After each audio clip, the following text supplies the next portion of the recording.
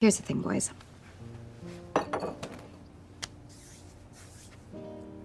I'm your mom, and as such, you were counting on me to have all the answers, right? Well, I don't. I have no answers. Zip, zero, zip. Nada, niente. I'm starting to believe that everything is meaningless. I mean, you're welcome to draw your own conclusions, of course, but that's just where I'm at. Okay, so maybe I went a little too dark there. But they'll be fine. Vision is made of vibranium. They literally inherited tough skin. And here we go. It's the comic book bullies. Man, you come right out of a comic book. It's the comic book bullies. You will bow down before me! It's the comic book bullies. Now I am the master. It's the comic book bullies. It's the comic book bullies. Welcome back to the Comic Book Bullies with Nerdist New Bully. I'm your host Leroy, aka Tits McGee, with my co-host. Yeah, Eli, aka the Iron Snowflake. There we go. And we're back with another episode. And yeah, I know we're running a little late, but we decided to go ahead good. You know what they say, better late than never. Before we get into the good stuff, Eli, we want to talk about some history and science that happened this weekend. We want to talk about, smart. All right. Yeah, we're getting smart. Because, I mean, if you're going to do a nerd podcast, you got to do some sciencey shit, you know. So, the Perseverance rover has successfully landed in Mars. So that's pretty awesome. While it was over in Mars, you know, the lower half of the United States was freezing to death. So that's pretty cool. You know, reminds me of that Gil Scott Heron song. Wait, hold on. We gotta. I don't know that. Remember, we played it on here. Whitey on the Moon.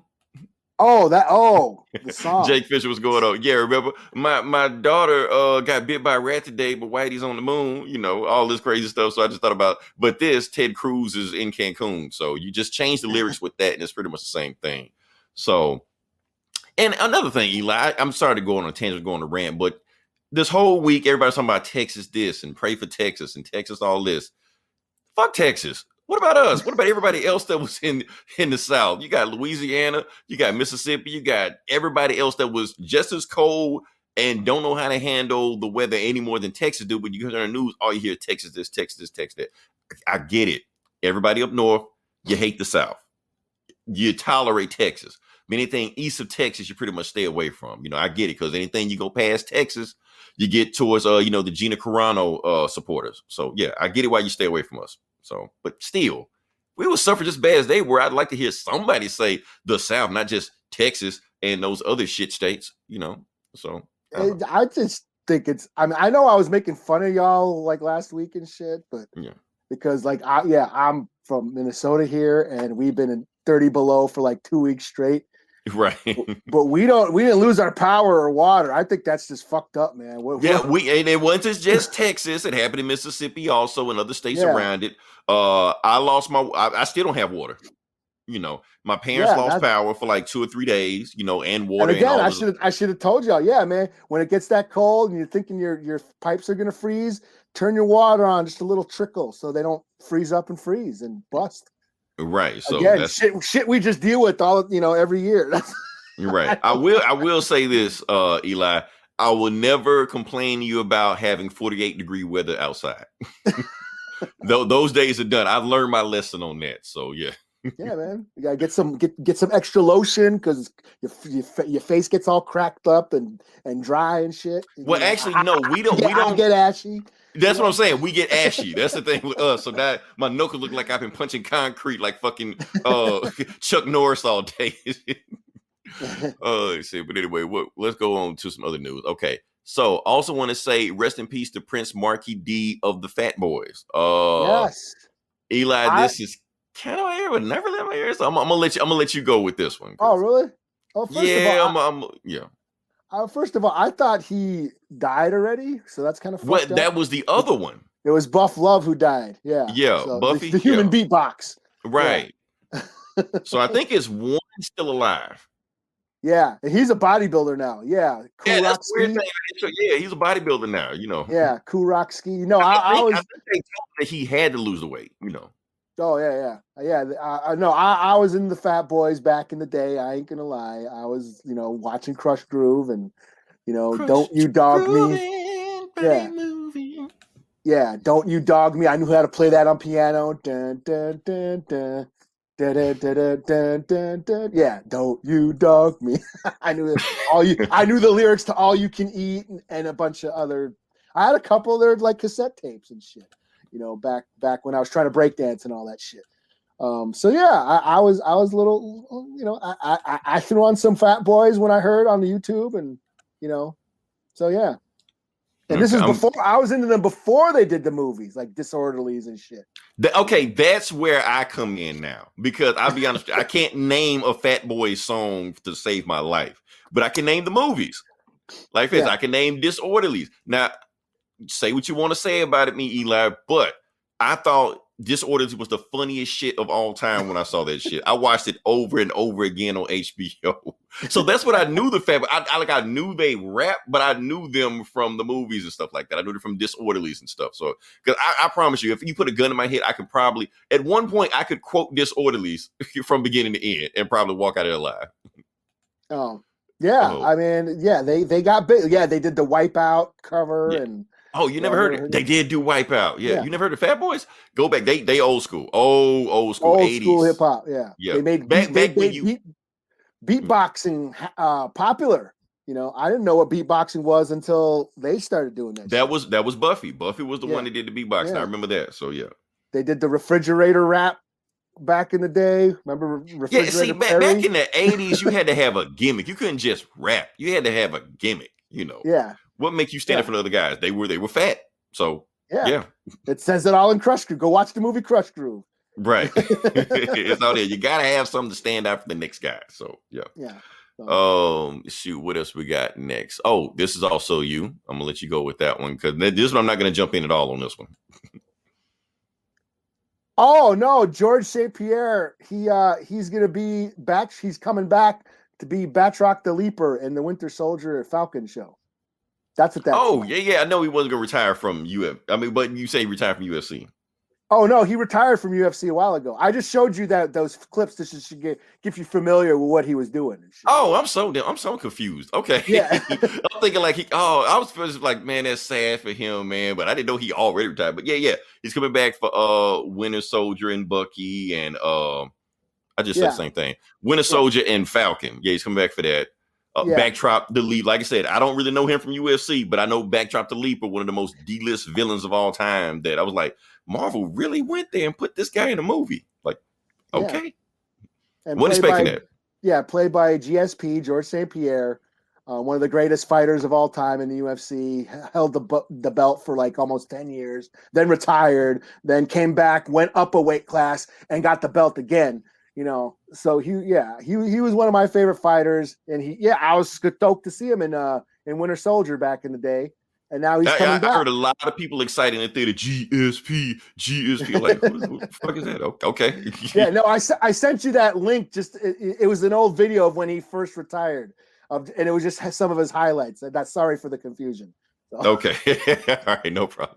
All right, let's see. Okay, I'm gonna let you go with this one also. So here we go. Like I said, we're just running through these. Today or yesterday technically was Anthony Daniels' birthday, aka C-3PO from Star Wars.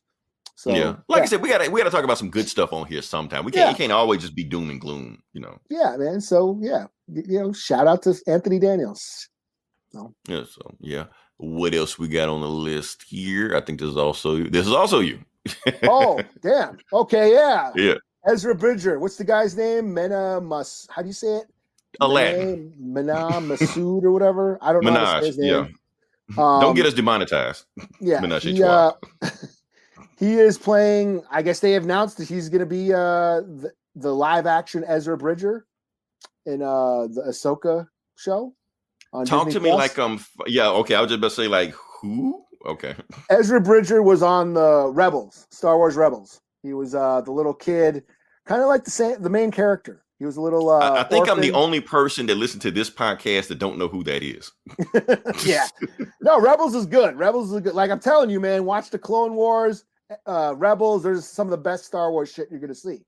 And Ezra was like the main character on Rebels, and he was a Force sensitive kid. Starts learning the ways of the Force. Takes up Jedi training from not Kano. What the fuck's his name? That's coming. I'm drawing a blank on his name. It starts with the Freddie Prinze. I know it's Freddie Prinze Jr. Yeah, whoever it was. What the hell is his name? Not Kano. Something. Shit. Kanai? I'm thinking Carl Kanai. Nah, I'm fucking up. Yeah, dude is not a good actor. He is not. He is not. Eli, did you see Aladdin? I did not. No. I forgot. Okay. I know it's one of those banned topics on here, but I'm just saying that he kind of sucked in the movie, but he was just kind of like just there just to be a guy. Honestly, it was Will Smith's movie. He was just there just to pop up, just like the old one was Robin Williams' movie, So he was just there. He complained about why the movie made like $1 billion, and he was on Twitter complaining about why I can't get any roles, why I can't do anything. I was in $1 billion movie. Like, nobody remembers you, man. Nobody remembers your name, Mena, Massoud. Yeah, I'm so glad I wrote that down. Because otherwise I wouldn't remember him. So he's complaining, but at the same time, like I said, he's with Disney. Disney take care of your own as long as you don't say stupid shit. Notice he didn't rant and rave about anything else. He just shut the fuck up, be quiet, complain why he didn't get roles, and he got a role. So that's all you gotta do. Yeah. And plus, he's gonna wield the lightsaber. How hard is that? So and plus, here's the thing: like you said, this is the Ahsoka show, right? Yeah. He's such a bland actor and looking dude that he won't overshadow anybody. So he'll just be there. That's all you need. Well, I mean, Gina Carano can't act either. So, but that is true. She just punches shit, and that's all she had to do. That's all. That's all we needed her to do. That was it. Yeah. Oh man, what else we got on the list? I'm gonna say this. Oh, okay. Now I get to talk. Well, we both get to talk. We both get to join in on this one. Okay, so now we get to talk about WandaVision. Like I said, this was. Oh, okay. Yeah, we're here at WandaVision now. Honestly, Eli, for me, this episode was a lot of stuff happened. A lot of stuff went down in this episode. Yeah, they dropped the bomb on this one. Yeah.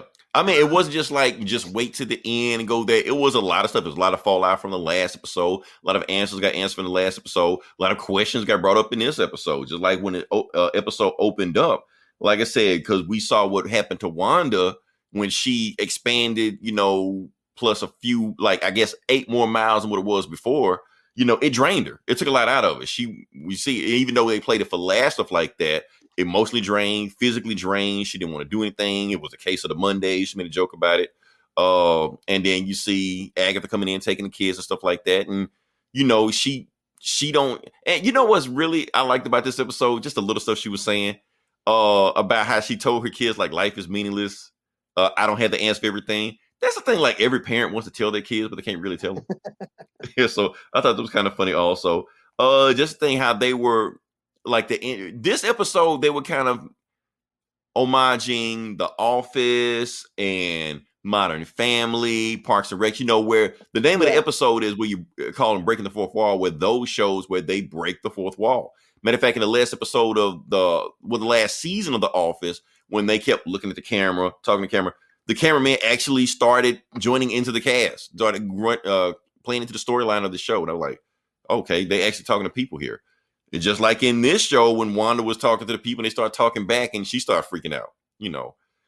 It's just funny how, and that's the thing about, like, that's why you got to watch all of WandaVision, watch everything they're doing, because you notice what they're doing is that each episode is going on, her reality is starting to break down. Also, it relates to the TV shows also, where TV shows now versus how they were back in the 50s, 60s are more chaotic, more dysfunctional, break down more. These things happen, and I thought that was pretty interesting also. Anything else you want to add in? Or even though I know a lot of other stuff happened. Yeah, there was a lot of Easter eggs in here. Did you notice the Phoenix chick in the circus? I saw somebody post that. I was like, What is it? No, I'm glad you pointed that out, but yeah. yeah, she was like, she was like in the circus and shit. Yeah, I mean, the big reveal of it's not a look. We kind of For knew that. us, right? For us, Yeah, it's we not. kind of knew that it was Agatha all along. We already knew that shit. You know, we've been saying that shit even when the trailer came out. So Right. that's no big surprise, but it was confirmed. But my big thing was Monica coming out as Photon or getting her powers and shit. Photon, Spectrum. That was that was one of the better done superhero origins the MCU has done. You know, actually, they even did a quick thing. She did a superhero landing. You know, I ain't gonna lie, that whole scene gave me goosebumps. I mean, think about it. This is the first female black superhero in the MCU. Yeah, you know, and I'm just gonna say, Monica, damn, where was she hiding all that shit? Look, whenever Tiana Paris got cast in, the MCU, I was like, yeah, finally, because she's always been like on my list, like for the longest, like last 5-6 years or whatever. Yeah, what up with 616, man? 616, man, what it do? Yeah, a lot of creativity, a lot of stuff going on, but yeah, hey, but not even her, Darcy finally got that big ass sweater. Well, Darcy, I've been digging on her since we know, but the MCU always put in them big ass sweater stuff like that. Like, come on, man. Like, if she was walking around like she normally walk around, Thor would have been like, Jane, who? Let me go this way. No, but for me, seeing Monica in her outfit that she fit very well in. Yes, it was like her comic book accurate outfit. I mean, she was just missing the mask, basically. Which sometimes she wears, sometimes she doesn't. But it looked, it was pretty comic book accurate, and I thought that was pretty cool. So, and then the way she like went through the barrier, then all of a sudden she was like Neo from the Matrix, and she could see all this shit. She could see everything. She could see the spectrum. Yeah. Yeah. Yeah, and then I like this. I mean, I really like the scenes where Vision and Darcy were driving around and. And they kept running into all these obstacles because Wanda didn't want him coming back home and shit. They kept but now it might not even been Wanda doing that. Oh yeah. Now that we know more about what's going on. So, but I like that scene where he's talking about he's talking to Darcy and she's telling him, oh yeah, I've been watching WandaVision for the since the get go, and you guys are. You guys' love is real and shit. And he was like questioning, like, why? And, because she was telling him his origin story. And he's like, well, why am I here? Like, what's my purpose? And I was like, damn, there you go with that existential robot AI theme we get from like Blade Runner and the Matrix and shit. And he's like, wonder why am I here and shit? And she goes, I don't know, but your guys' love is real. And that reminded me of like the third Matrix movie when they're talking about, love is a word, but what matters is the connection. And being that he's a machine, I thought that was because it doesn't matter between machine, human, stuff like that. Yeah, it was still there. So yeah, that was awesome. So so Vision had some good scenes in there. Like I said, we had the big reveal at the end. We had that crazy ass theme song at the end where Agatha got on theme song. We were showing everything. So it's not like the Munsters and shit. It was like remix with the Munsters. Even though the Munsters didn't have any lyrics, but there's Agatha. Oh, I'm waiting for it to drop on Spotify. Hadn't dropped on Spotify yet. Or like I like that part where Wiccan, when she takes the kids, and there's some funny shit in there, she's like, I don't bite. And then she goes, actually, I did bite a kid once. Right. But when you realize who she is, it's a lot more creepier than what you thought it was before. Like, oh shit, like witches and kids don't mix, Yeah. And then, but when I think Wiccan was saying, it's quiet here. You're quiet on the inside. So just like he's got some, like when he's at home with his mom and he can read his mom's thoughts and shit, but then he goes to Agatha's house and she's probably hiding her mind from him and shit. Right, because she's just that powerful. It's like something's not right with her. Right. Yeah. Which we always knew something wasn't right with Agatha to begin with, but the point that he was doing, and then she looked at it. But here's the thing. Now everybody is on this thing that Agatha is the main villain of the show. I don't think so. I think there's somebody over her. Now we can get into this. Oh, that's Mephisto. I'm not doing that. I'm not going to do that. But I'm just saying. I have a theory. I'm watching this episode, and I watched it twice just so I could see. Okay. Now we don't do theories, but we're going to do it today. Okay. Yeah, because I watched it twice just to see Monica in her outfit again. you know. No, so now you're gonna put it in slow mo at For point research 25 purposes, for research yes, purposes, research right? purposes and shit, you know. But you know, okay, we've established now that it is Agatha, and there's more magic users here, and we kind of know that this ties into Doctor Strange too, and Doctor Strange is most likely gonna show up at some point. I'm thinking, Quicksilver, Pietro, maybe he's not Mephisto, maybe he's Baron Mordo, maybe. Maybe that is a theory. That is a theory I heard online. Oh, really? They saying it might. Yeah. That is a thing. People are okay. saying that. Okay, yeah, I thought of that today. I was like, damn, it's supposed to be in, because he's going around trying to kill wizards and shit and Scarlet Witch technically counts, so yeah, might as well. He could be in league with Agatha somehow, and of course, we established debate. We go into Agatha's basement, and it looked like, like a Sanctum Sanctorum. You know what I'm saying? Like with her version of it, yeah. The symbols. You got that magic book. Is it the Darkhold? Is it just one of them? Let me talk about the Darkhold for a second. Yeah. Like I said, we saw the magic down there. It may or may not be the Darkhold. Like I said, the Darkhold did pop up in season 4 of Agents of S.H.I.E.L.D. Matter of fact, it was the main MacGuffin that was everything. It was Ghost Rider was on that shit. Ghost Rider showed up to get the Darkhold because it was like screwing up everything, took it to hell. Then after that, actually showed up in the Runaways also. So I didn't watch Runaways. Shit. I didn't either. I saw a clip of it on but the point is the Darkhold on both those shows look similar, but it looked completely different on this one. And the Darkhold does have ties to Scarlet Witch. Like, she's been with the Darkhold also. Even though there's like a ton of mystical, magical books in the Marvel universe, even in the MCU, like I said, we go to Taj Mahal or whatever that thing that, Doctor Strange trained at, there's tons of magic books that got all kind of crazy stuff in it, so it may or may not be the Darkhold. They may never mention this book again, but it just brings into questions: is it tying Agents of S.H.I.E.L.D. and Runaways together, or is it proving that they're not canon to the MCU? I don't know. It's something I was thinking about. The Darkhold, it's the Necronomicon. It's Marvel's Lovecraft. Well, the Marvel has the Necronomicon also. Yeah. But it's Marvel doing Lovecraft shit. But basically. But I just think that was kind of cool. What was I gonna say? There was something else I saw in there. Shit, I forgot though. Oh, by the way, shout out to Blurred Up. They gave us a shout out on their last episode. They do like hour-long, in-depth dives on every episode of WandaVision. So, and you can do that. I mean, it's enough stuff in there. You can do that. Yeah. So yeah, that's what I like about this show. Like I'm saying, this is like one of my favorite things out of the MCU that the MCU's done. Right, because it's just that creative. It's like high concept. They really went on a limb with this. I'm not watching this show because I want to know how the X-Men get in here. I really don't care about what effect it has on the MCU. It's just a good show. I just want to watch. Yeah, it makes you think. It's not the same old blockbuster superhero beating up shit. And that's what Falcon and Winter Soldier is going to be. Yeah, I mean, it deals with deeper themes and ideas. Kind of like Legion. Legion was very similar. Legion was weird and it was an acquired taste and it wasn't for everybody.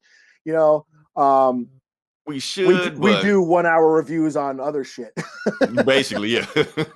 But no, Legion was very similar and it dealt with mental health. Well, it was Legion, the character, he's schizo. So that was like the main Professor theme. X's son went nuts. This Magneto's daughter going nuts.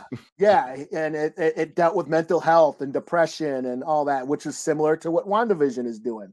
It's just not as weird, I think WandaVision kind of spoon feeds the info a little bit more. But you got to remember the audience. I hate to talk shit about the audience, but they kind of got to. I think that's my only critique about this show is I wish it would go further into that creepy mystery thing, kind of like the Vision comic, because that Vision comic, the Tom King Vision, that shit was kind of creepy and unsettling.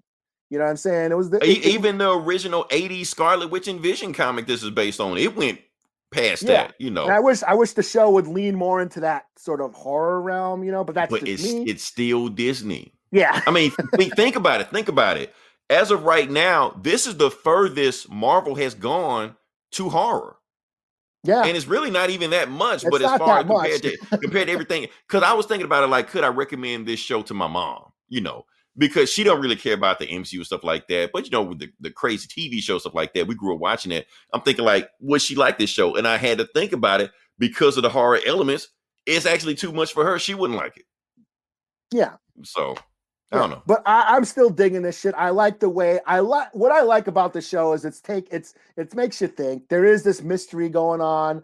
And I like it's not only is it like referencing the comic books and the TV sitcoms, but using American TV sitcoms and like suburbia, suburban Americana as like a metaphor for not dealing with your problems, not dealing with your. There's always a surface level that you try to. You got to be presentable because remember, anytime they step outside the house, you're always telling people we're a respectable family. Don't act this way when you get out there because you want to keep up appearances. And that's like the theme in like slasher movies and like David Lynch, Blue Velvet. You know what I mean? There's like picturesque neighborhood. But, there's always something sinister and corrupt going on underneath, the pretty facade, So that's what I dig about this show, So, So, and another thing, like I said, about Grim Reaper and Wonder Man, all stuff like that. Now, I do want to say I told you so for a lot of people that had these theories and these rumors about who's going to be the Arrow engineer that shows up in this show. Yeah, that wasn't anybody. It probably was a character from Captain America. Like what? That 147. Yeah, the girl. She was probably in 147 in 1973 or some shit. Somebody's gonna dig it up and find out. But at the end of the day, she was a nobody. I was like, that's who the engineer was. That chick. Right. And they got some other theories like, oh, maybe it wasn't her, or maybe she's secretly a Skrull. Stop going down that rabbit hole. Let it go. Yeah, because the show is not Legion. Yeah, this isn't Legion. Everything isn't supposed to be everything. Sometimes it just leads you down shit that's not supposed to be anything, Because the thing about this show is that what's starting to pop up nowadays because WandaVision is becoming so popular. Now you have a bunch of crappy YouTube videos just spewing out either just false theories or just clickbait just to get people to watch it. They just knowing it's just false information. They're talking about the person that should have popped up, but the thumbnail will be like John Krasinski on it, to make you click it to see who's going to be on it. So they just lead you down this rabbit hole, just completely screwing you over for no reason, Yeah. Because we all thought like the engineer was going to be, Victor Von Doom or Reed Richards, or I was pushing for Forge. Probably not, Blue Marvel, but at the same time, it was nobody. Yeah, and maybe to be somebody down the road, but at the same time, maybe she's working for Doom or something. Yeah, it's Doom's secretary or some shit. She came down here. But who Mephisto is and blah blah blah blah blah and all this. I don't know. Have we seen Ralph yet? Agatha's husband. Okay, that's what I wanted to talk about. We have not seen Ralph's husband, even though they were in her house. Ralph's husband.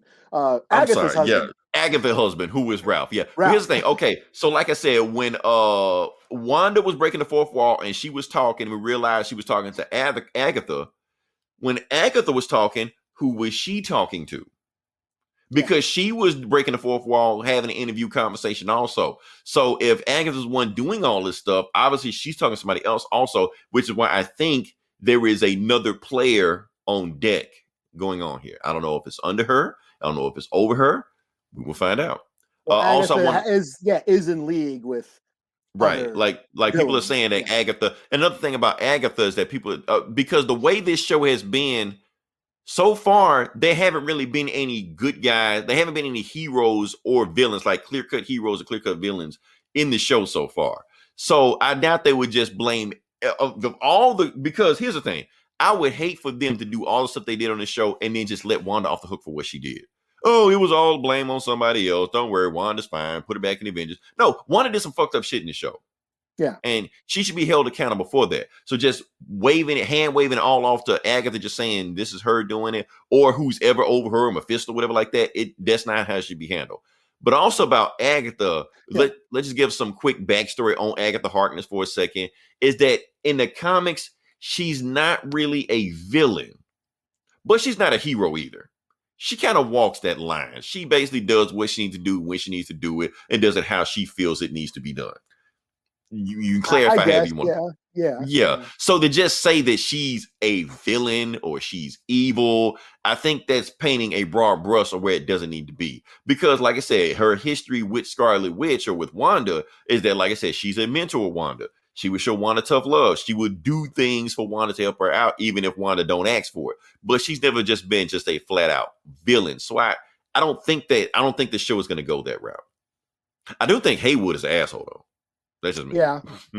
I mean, I don't want them to just dismiss Wanda's powers, and because I think she should be a threat. Like in the comics, she has posed a threat to the Avengers before, and like if we're following House of M, right? then they want her dead. They're trying to kill her. Yeah, that's why Wanda snapped out, because they were looking at Wolverine to say, like, man, why don't we just kill her ass? And then Captain America's like, well. And then Wanda overheard, she was like, nah, you gotta go. So that's the thing, because I hate it in comics when they do that, where they just hand wave it. Oh, it was secretly a Skrull the whole time. Oh, they kidnapped the body. Don't do that. Have accountability for their actions. That's how it needs to be. Like, I'm hoping whatever happens with this show should affect like the new Doctor Strange movie, and like if we're bringing in Blade and the darker magic elements of the Marvel, the dark magic, then like they're talking about bringing Blade and all that, Ghost Rider shit, Midnight, give me some Midnight Sun shit, Right. I mean, I'm still trying to figure out how Disney is going to pull that off. But we'll see. Yeah. First off, like I said, WandaVision is as far as they've gone in this direction. Think about it. What if Mephisto is the big bad of this show?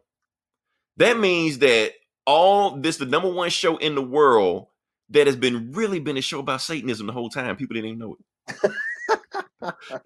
Like, what the fuck, So we'll see how it goes. That's the biggest balls Disney's ever had, maybe. Right, that would be even just a little bit of it, just one. You're like a goat's head or some shit just pops up all of a sudden. And you're like, oh damn, okay. Oh man, where were we gonna go next? Is this you or me? This is me. That ain't me. That is Young me. and the Restless. Yeah, that's definitely me. Okay. All right. So what are we talking about? Okay, I'm gonna just make this real quick and just jump out of it, because DC, like I said, the Flash movie that has been casting everybody in it that will probably never come out. They casted a Supergirl. So why they cast Supergirl? Supergirl's gonna be in the new Flash movie. Supergirl's gonna be in the Flash movie. They've cast cast everybody in it. They got a Supergirl in it, and the Supergirl they have is, what is her name? Sasha Calle. I probably completely screw her name up. Don't care. She's from Young and the Restless. That's all we know. Sasha Calle, that's her name. Or Calle, I don't know, like that. So I like, okay, cool, whatever. But here's the thing, Eli. She's Hispanic. People are freaking out. People are freaking out. They were like, SJW's Gina Carano's about to, whoop some ass because she hear this shit. So so that's what's going on right now. People are freaking out. How are they going to do this? How are they going to pull it off? Why are they always doing this to my character? There's no Mexicans on Krypton. What the fuck? Right. They're like, why are people freaking out? 6% of Hispanics can pass for white anyway. I mean, hell, that's the ones that voted for Trump. Shit, I can pass for Hispanic. You're right. I always do. I thought Flash got recast. Oh no, Flash is gonna be Flash. Is it Ezra Bridger or Miller? Whatever the guy's name is, yeah, the one that beat the shit out of somebody in the shopping mall. Yeah, they pretty much replaced everybody except him. Oh shit! You can beat the shit out of somebody in the mall. Just don't talk shit about Josh Whedon. That's all. Yeah, don't. Yeah, he didn't beat up Ray Fisher, did he? Right. You get a pass for that, and my thing is about it, like I said, you put a blonde wig on her, nobody will ever know the difference. If she got a weird accent, just say it's Kryptonian. Whatever. We won't know. Si, senor. That's Krypton. Like Gal Gadot. Oh yeah, she's from Amazon. She's from whatever. Yeah, that's how they all talk about it. Yeah. Right. So anybody hired, you better learn how to talk like that accent if you want this job. Oh shit! But here's my thing, Eli. Okay, so but what I hope they don't do is like they did in Fantastic Four. Because this is not the first time they got a Latina to play a blonde superhero. Oh, you're talking about Jessica Alba? I was talking about Jessica Alba. Here's the thing. Now, they try to put a blonde wig on Jessica Alba, put blue contacts on her. I'm sorry, Eli. She does not pass for white. I'm sorry. No matter what they do to her. Look at those lips. Look at those pouty lips. I'm sorry. Jessica Alba does not pass. So when you see she got those... I got no problem with those lips. I'm just saying, those lips are a dead giveaway. They're a dead giveaway. Come on, Jessica Alba. You are not a blonde white woman. Well, she's not the reason why those movies sucked.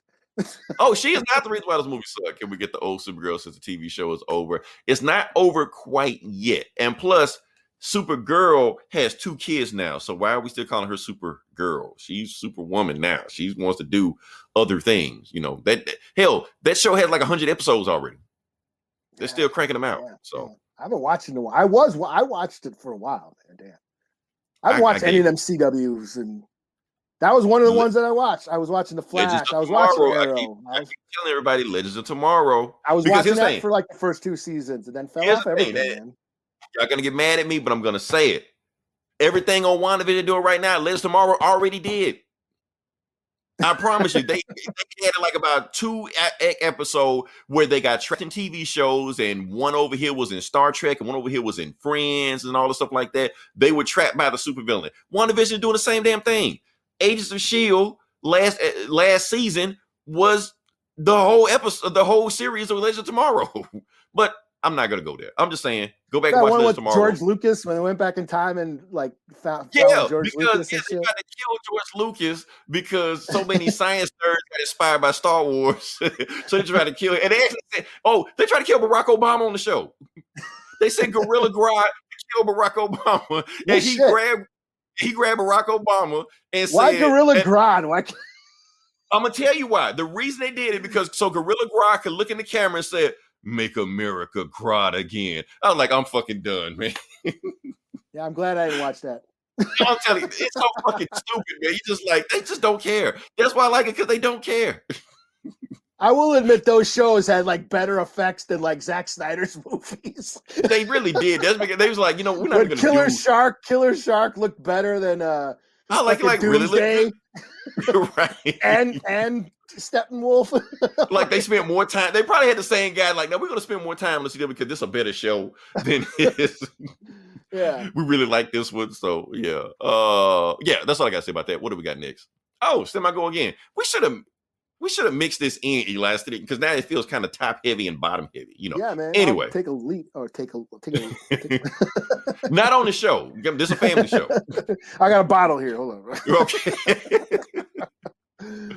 Oh man, like I said, just want to touch on real quick. Donald Glover has signed on a 8-figure deal with Amazon Studios, so he's leaving FX to make some shitty Mr. and Mrs. Smith remake or something. He's not gonna do Atlanta no more. That's what I was starting to freak out about. Hold on, let me see what we got. The Flash movie. What the fuck is going on? Drugged up multiverses, omniverses. Everything's going on. They don't care. They trying to beat Marvel to the punch on this multiverse shit. So let's see who gets there first. Back to Donald Glover. So this is why I started freaking out, kind of like, oh shit, is Donald Glover not gonna do Atlanta? Let everybody know right now. If you haven't seen Atlanta, go see Atlanta. I think it's on Hulu or something like that. It's only two seasons, right, Eli? Yeah, it's 2 seasons. It's on Hulu, yeah. Honestly, it's like it's another one of those. It's not what you think it is. It's another one of those high concept. They pretty much just play around, just do whatever they want to, but it actually has like a meaning to it, a through line, a narrative going through it. So it's an awesome show. That's why we need. And I don't know if we can get another Atlanta because everybody on that fucking show has blown up now. Everybody on that show is super famous. Yeah. So that's another thing about that one. That's why one of the guys. That's why it's taking forever between seasons because everybody's doing shit between seasons. Everybody's doing shit. The Paperboy is in the damn MCU movie. He's gonna be in Eternals. Yeah. Shit, he was Miles Morales' dad in Into the Spider-Verse. He was right. Yeah. So hell, Donald Glover was Miles Morales' uncle in the real movie. And He's doing he was Lando and. You got what's his name? Right. Lakeith, just in the. He was just in the Black Panther, Black Messiah. Yeah. So and Get Out and whatever. And Get Out, because every time you turn around, this guy's in another movie. So that's why we can't get these guys in one movie to give us another season of Atlanta, because they are working so well, because everybody's so stupid talented on this show. So what's her face? Zazie Beetz and Deadpool and Joker and shit. He was a Joker. Yeah, like damn. Yeah. Like, can I get y'all? I know y'all making money. I know y'all are super famous and talented. I need another season of Atlanta. I need to see how that shit ends. You know? Yeah. But they did say season 3 is coming out. They say season 3 might even come out this year, at the end of this year. That's what I heard. That's what I was wondering. That's what I heard. Because they had to shut it down, because of COVID and because everybody is working and making money, stuff like that. But they say they actually might sit down and make it, and basically like when season 3, and they might even get a season 4 of Atlanta. When it's done, that's it. He's gonna make that shitty Mr. and Mrs. Smith movie. Man, really? I was just about to say, no, his music is awesome. His music is awesome. I sat down, and you can see the progression of how he started, from the beginning. He was freestyling like that to the stuff he's making now. Man, yeah. Honestly, out of anything he does, his music probably the best thing he's talented at. Probably the best at. What do we got? I think this is you. Yeah. I called shit. It. This is damn. you. I forgot all about this. Yeah. I should have read the article. Well, damn, I hope you don't expect me to jump in, because I don't know what the hell this is. So they're doing a new Predator movie that's going to be set back in the old West days, and the Predator's going to fight a Native American female chick. So, sure, I'll buy that for $1. Okay. Do you know anything? Who's directing it? I do not know. I don't know. Is it Blue Hunt? Is it gonna, or if it's gonna be, if it's gonna be an Asian chick playing a Native again? Right. Jessica Alba. Yeah. Scarlett Johansson as the Native chick. Right. Yeah. As Raven Thunderhawk, Scarlett Johansson. I mean, it's sure. Why not? It's whatever. Personally, I'm tired of seeing natives run around in buckskin, but but we don't know if it's gonna be. Throw a Predator in there, sure, I'll watch it. So but maybe it's gonna. We don't know what time period is it gonna be, 2025 or some shit, or No, it's supposed to take place in the past, and that's what I think Predator movies should do. I think they should go into different timelines. Those are some of the best because they've been around forever. So yeah, and some of the best Predator comics are the ones where they do go back in time. No, they had Shane Black. He did the last one. No, stick to just writing it. That's it. I'm doing that Family Guy thing. I actually never seen it. You shitted on the movie so bad, Eli. I was just I can't even watch it. It's just. Hey, I'll admit the first half hour of that new Predator movie was awesome. It's just Predator just ripping heads off and shit. And then it just turns into, a bunch of dudes running around, macho men shit for the rest of the movie. There was so many cool ideas they could have did with that Predator movie. The kid with autism with the Predator tech didn't do shit. It's just dudes running around cracking stupid jokes and, giving Olivia Munn shit. And yeah, it's But well, moving on. This is you also. Is it? Yep. Oh, you didn't read that? Okay, well, this is just a podcast. I don't know what this is. Yeah. Oh, so Method Man from the Wu-Tang Clan, he's doing a new podcast for Marvel where he's gonna interview celebrities and creators and artists and people from the MCU movies and shit. It's gonna be a weekly podcast, I believe. Method Man is a big comic nerd. All the Wu-Tang Clans, they're all nerds. I mean, his rap name is Johnny Blaze. I mean, it's after Ghost yeah, Rider. Yeah. Which be good. So, yeah. Hopefully, the rest of them hadn't. So, yeah. So, I might check it out. And I guess, did you hear? I didn't read it though, but I guess the last Deadpool comic, he used Wu-Tang music to kill a villain or something. I can't remember. I heard Deadpool and the Wu-Tang teamed up or something in one of the comics. I hadn't heard that. I can only take so much TV shows what they do on Hulu. Is that they do? Oh yeah. Okay.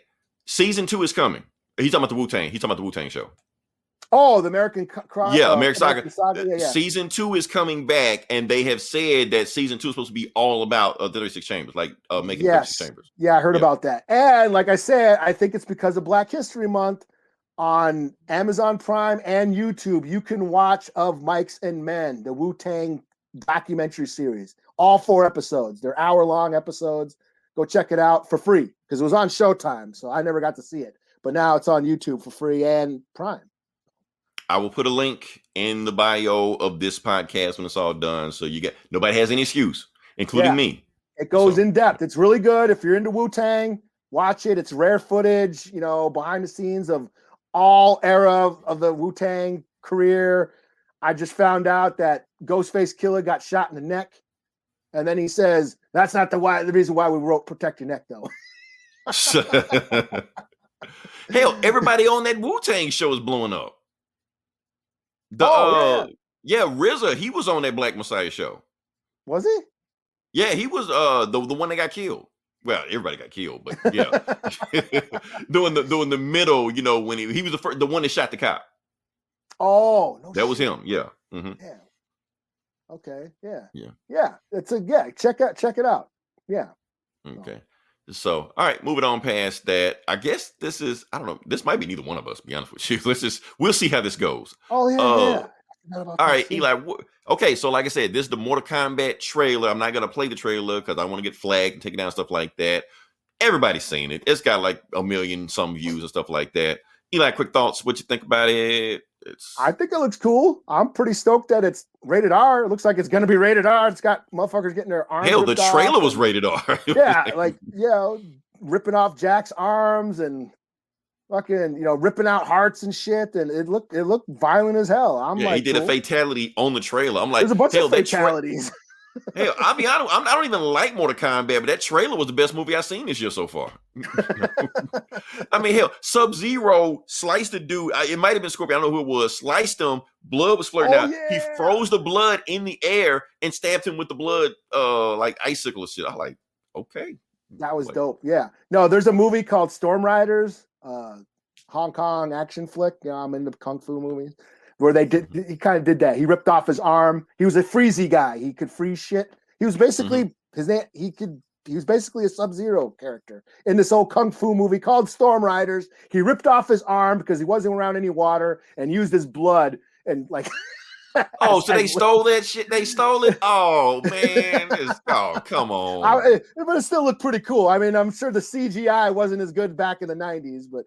People were mad they gave away some of the battles and who got killed. No, that sold me on it. I understand some people. I feel you on that, Jake. But that sold me on it because honestly, I didn't give a shit about another Mortal Kombat movie. I know everybody praised the first movie. That movie, look, both Mortal Kombat movies were trash. I'm sorry, they were.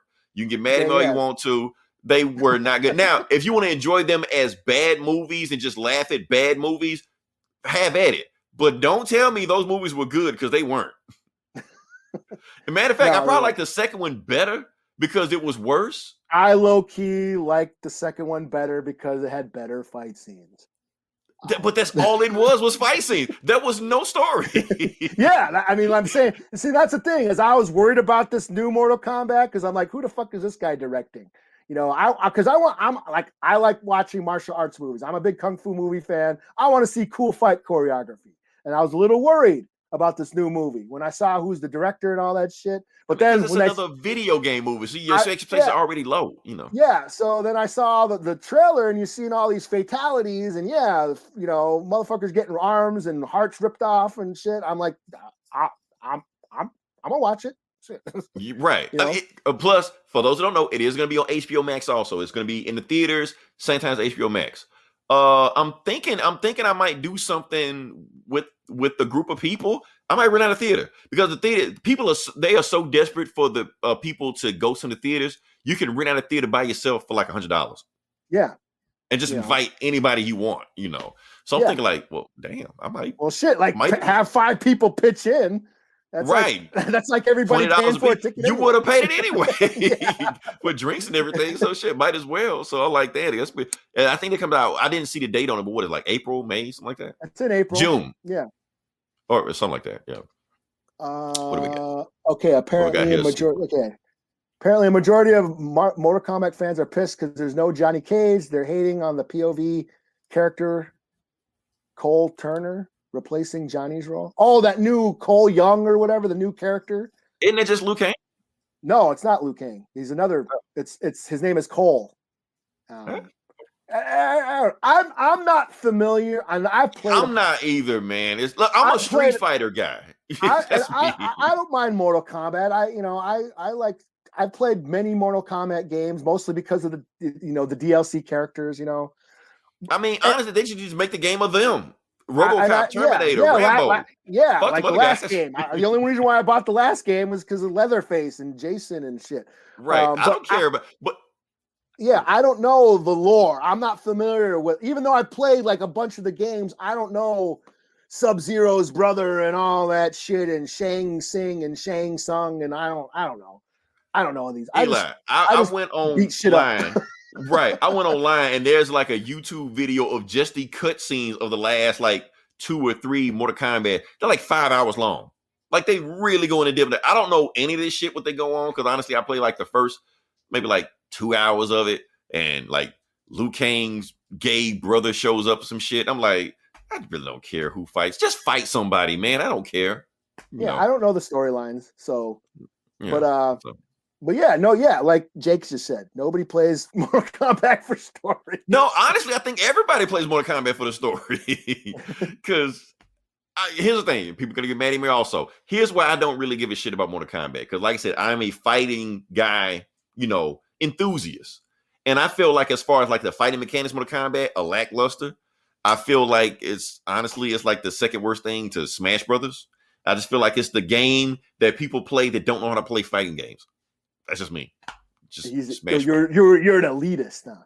I'm a snob. You want to say it? I'm a snob. Yes, I'm one of them. I'm that guy. Mortal Kombat, no. This guy don't like getting seen heads ripped off. Not impressed. Then. No. Okay, then, Mr. M. Bison. Right, sitting here watching fights with my champagne glass, pinky out. Nah. Yeah. What do we got next? Okay. Oh, here we go. This is you. We're going to the video game section, but it's on you. Is it? Yeah. I'm doing video game news? You're doing video game news. Yeah. I forgot just that quick. Okay, so what's this BlizzCon? See, I'm not a video game guy. I play Mortal Kombat. So what the fuck do I know? Filthy cat. Yeah. So BlizzCon, is that a convention? A Blizzard convention? Yes. I think Blizzard like did they do like Diablo and all those games and shit? Yeah, they do. I think StarCraft and shit like that. Yeah. Damn, I do know more than I think I do. Yeah, you go. Yeah. So I guess they had a online, because of COVID, they did an online online convention, and I guess Metallica was playing it and Twitch was streaming it, but for some reason the copyright music something, they blocked Metallica's performance and started playing like classical music instead. So so if you watch the clip, it's pretty hilarious. It's Metallica playing a live show, but you hear like other fluffy like classical music playing underneath. So I guess that can't. Yeah, I don't know what the hell. Like you got a bad. Yeah, just like really cracking down on like third-party music or pop music like that, mainly because during COVID last year, they had all these DJ parties going on. So the DJs were like throwing parties. I think, what was the guy's name? DJ Kwame or somebody. D Nice had like 100,000 people. Even like the Obamas were sitting there, chiming into it. And he was all on Twitch, partying, playing music, stuff like that. And they just boom, just cracked him down. Just made him stop doing it for no reason. Yeah, and how does this help them? I'm wondering.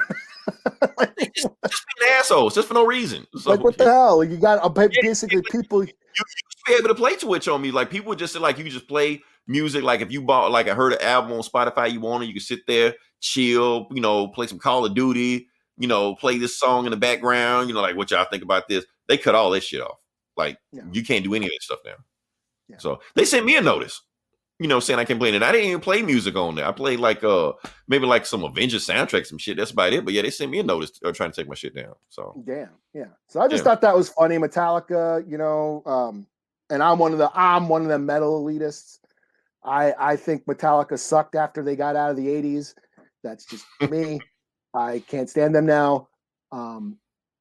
But I will admit I did like them as a kid, back in the 80s. So I saw the video of them playing. I was like, you know what? This music probably sounds better than what they're playing anyway. That's just wrong. That's just wrong. Just because his vocals ain't what it used to be. So. Maybe lip sync like Milli Vanilli or some shit. Like, I don't know. Man, yeah. Like, oh, it's cool. There's a live clip of Metallica playing "Jump in the Fire," and then I listened to it, and it's from 2016, and then it's his vocals nowadays. I'm like, oh shit, and I turned it off. Like, fuck that. This is just sad now. Oh man, let's see. What do we got? 616 man. What you got? Classical Metallica, Beethoven's Wet Dreams. They did some shit where they had like a symphony too one time. And that was whack. I thought it was whack, but Which one did the song? After they got out of the 80s, I ain't into them anymore. What now? Who did the song with Run DMC? Who did Walk This Way? That was Aerosmith. Oh, okay. Wow. No, okay. Metallica did a song with Ja Rule. I don't know how I feel about that. That sucked. It was whack. Right. It may suck, but just the fact that you said that now it makes me want to hear it. So after this, I'm going to listen to the Ja Rule and Metallica song. I never knew that was a thing. But now I'm curious. Yeah, okay. Yeah. Ja Rule. Okay. And Ja Rule had some good music at one time, like 1 year. 99 to 2000. He was the hottest thing ever. And then that was it.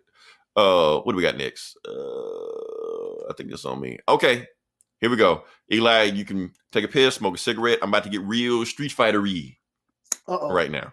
Yeah, I'm about to go balls deep. Like I said, let me see if I can find that thing where I can find it. Okay, can't find it. Anyway, so like I said, they got a whole bunch of stuff coming out for Street Fighter. Street Fighter 5 coming out. They got new characters called, Dan. He's back from the old ones. They got, hold on before I get into that, who we got here? Jake. Ja Rule 50 Cent versus battle. That's one thing. Let me talk about Ja Rule 50 Cent for a second. What I don't like about it, how 50 Cent dissed Ja Rule in a pretty much ending his career, and then 50 Cent started making the same music Ja Rule started making. I don't get it. We never should have let Ja Rule go. Wasn't that in that movie, that 50 Cent movie and shit? Which one? The Get Rich or Die Trying? Yeah, it was kind of like they staged that where the guys when he was in the studio and shit and shot up the studio. Honestly, I didn't watch that movie. It was. Oh. I'm like on 50 Cent. So yeah, he was high for like a year also, and then I didn't care anymore about that. Anyway.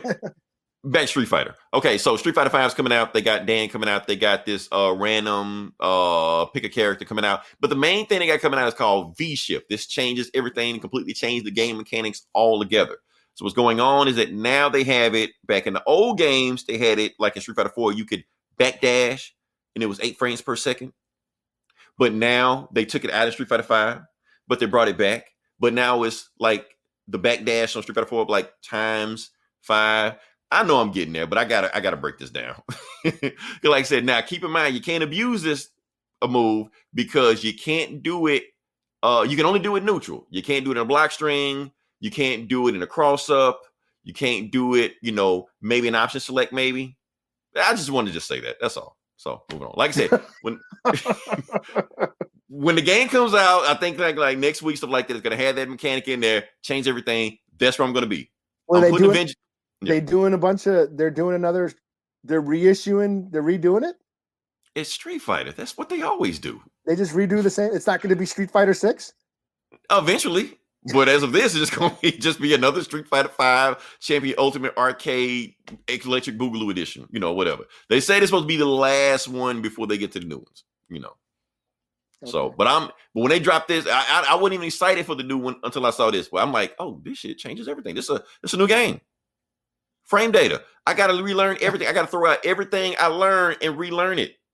So, That's where I'm gonna be. I'm putting down Avengers. I'm putting down Avengers for a while. I'm going here. Even though Hawkeye's coming, I don't care, but I'm gonna play it still. The Street Fighter have a story, I think. That's the game that people really don't care about whether it has a story. I mean, like there is a story, but no one really cares. I mean, I'm a Tekken kind of guy, and I don't know that story either. There's stuff that happens, Yeah. People don't like each other. I know don't really know why. Is Mishima's dad, and they changed it now. It's his brother, and whatever. I don't know. And then there's a bear that wrestles. Street Fighter upgrade. So, like I said, the cover. I will play it. Yeah. I just play as Lei Wulong. That's my guy. Right. Super Cop, Jackie Chan. There you go. Yeah. like there is a story, but we don't really care. It's just whatever. It's video games. It's a fucker. Everything don't have to be The Last of Us. You just skip the cutscenes anyways, because you. No.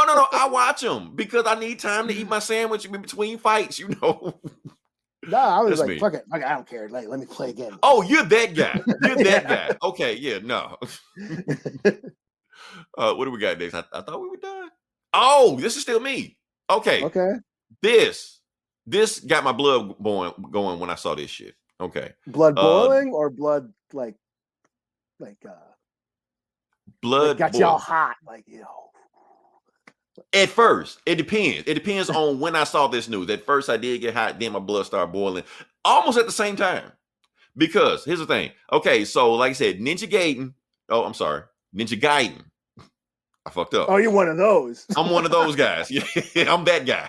Ninja Gaiden drops on June the 10th. Is going to be the mass collection. We're going to remix all the games. We'll remaster the games and it's drop on everything. PlayStation 4, Steam, Xbox One, Switch, all the stuff like that. And here's the thing, Eli. This series is probably my favorite video game series of all time. Okay. But I'm urging everybody to not get this game. Okay. I'm going to tell you why.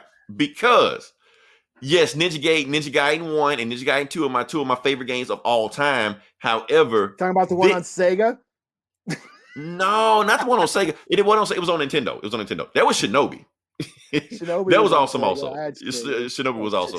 But but this was the one on Xbox, the one where I remember that. chopped off arms and shoved up guys' ass and stuff that like that. Good. That was a good game, yeah. Yeah.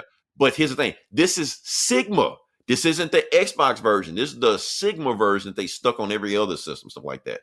You don't want Sigma. Sigma sucks. Sigma is the one that don't have any blood in it. It chops off arm and it's like goo and shit. No incendiary grenades. It sucks. So don't support this one. Boycott this shit.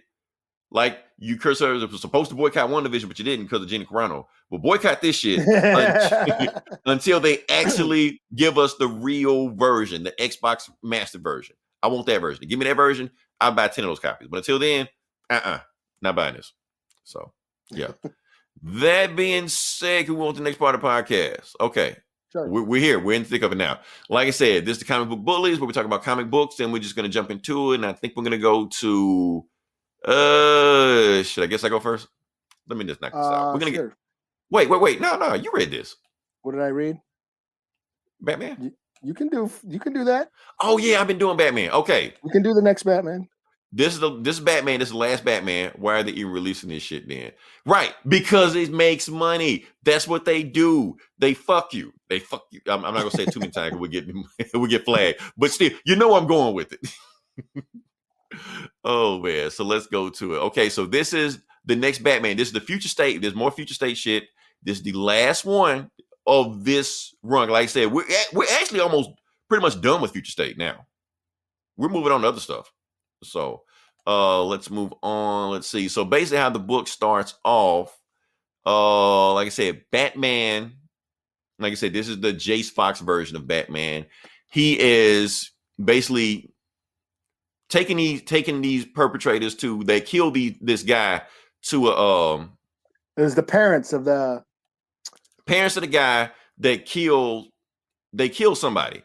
And they killed the daughter because the guy killed their daughter, so they killed him. They're killed vigilantes. Him they beat him with a hammer. They beat him with a hammer. Beat him to death with a hammer. Yeah, so they're vigilantes. Now the magistrate is after them, and then Batman has them, was going to turn them in, so they won't get killed. But then the dad decided to fucking like beat the shit out of Batman last issue.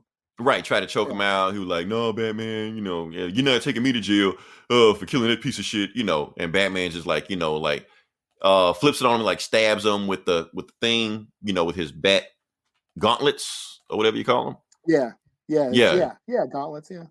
I guess that's what they call them. I don't know. Yeah. So he stabs him in the leg, get the fuck off me. He grabs a screwdriver, kicks him. He was like, Batman, you're not gonna, he's like, Batman, just put it down. Don't even come at me. If you come at me, I'm just gonna drop you off like at the magistrate's doorstep. Because basically what they're trying to do, Batman is trying to get them out of there because he called the police commissioner, one of the police detectives, but I can't remember the name. What's that dude's name again? Fuck, I forgot it too. No. It's a chick. It's a woman. Yeah, what the hell's her name? I can't remember. But yeah, she's like the good cop. Yeah, he like the only cop that Batman can trust. Batman called her. She like, meet me here. Bring these people here in an hour, because basically Batman's trying to bring them to justice because they beat a dude to death with a hammer. Even though he was a child molesting rapist piece of shit, they still got to get tried for beating a dude to death with a hammer. So Batman's trying to get them there. But while they're doing that, the magistrate, when he made the phone call, because they tracked everything, they're coming to get them. Yeah. So he hot wires a car, a minivan, or something like that. Puts them on, gives them SUV. Like SUV. Yeah, Not put the him in there. Batmobile. Yeah, that's the thing. Like, this Batman is like broke. Oh, I think they blew up his car. He had a bike and they blew up his bike. But while they're driving down there, they see the Peacekeeper going down and something. And honestly, this whole action scene, I kind of liked. I don't know who drew this, but then they hired this guy on some more stuff because he makes like a kinetic panel action scene is going on right now because they're just shooting at Batman. He puts on the brake, slows down the SUV. They smash in the back of him. Boom, they flip over. He turns a 180, keeps going. You got the guys going after him and still shooting at him. Oh, this shit's great, man. Yeah, he's got those little magnetized bombs and shit. Right, and then she's like, throw the disc at him. Like, what? I'm not Batman. I can't aim with that shit. Like, that magnetized, just throw him at him. They blow him up. Boom. Or just electrocute him, just knock him out like that. Because Batman knows that they got body armor and stuff like that. So he can be a little rougher with these guys, knowing they're not going to kill him, Mm-hmm.